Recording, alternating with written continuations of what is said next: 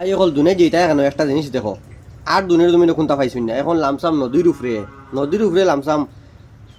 মলমূত্র ফেলাইতরা ডাইরেক্ট নদীর উপরে বাথরুম বানাইয়া পেশাব উৎসাব সব কিছু এখন ওখানে লামসাম ওখানে বাড়িও বানাই লাগবা মানে ওখান থেকে মানুষে ফানি খায় গোসল করেন সব কিছু ওখানে করেন সকাল হইলেও মানুষ গাঙ্গর ফাড়ার মানুষের তো সকাল হইলেও মানে ওখানে কাজ কাম নর্মালি মানুষ ওখান থেকে ফানি খাইতে একদম বা বা পানীয় জল হাইলাকান্দির যেটা পানি যায় বা শিলচর টাউনে যেটা পানি যায় এটা সব পানীয় তো হোক তো আপনার নদীর থেকে আয়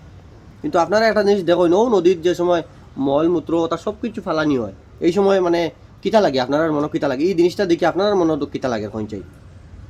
বা আপনারা কেউ ফুরকিট মানে এই যে যেই বানাইতে পারছেন তার যদি ওলা ফুরকিট আপনাদের ফুরকির উপরে ওলা একটা ঘর বানাইতে পারলানি না বাথরুম আরও দেখুন আপনার রাস্তা দেওয়া আছে একবারে সারা সম্পূর্ণ জিনিস ওখানে যে বরাক নদীত ফরতো এই পোস্টটা মানে মানে 2-3 দিন থেকে মানে দেখি আর এই পোস্টটা ঘুরাঘুরি করে কিন্তু আমি ভিডিও বানাইছি না আজকে ভিডিও বানাইতে বাধ্য হয়েছি কারণ এই আমি প্রশাসনের কাছে অনুরোধ করবো এই বিষয় নগদ তদন্ত করিয়া অ্যাকশন নিবার লাগিয়া কারণ এই জিনিস এই দেখুন এইরকম যদি বানানি হয় বা এইরকম যদি মলমূত্র এইসব যদি বরাক নদীত ফোড়ে তো বরাক নদীত কত মানুষের গোসল কতরা পানীয় জল খাইতরা বরাক নদী থেকে হাজার হাজার পিএইচির থেকে পানি যার হাজার হাজার পিএইচির পানি যার এটা সব তো নদীর পানি যার আমি শিলচর প্রশাসন অনুরোধ করবো যে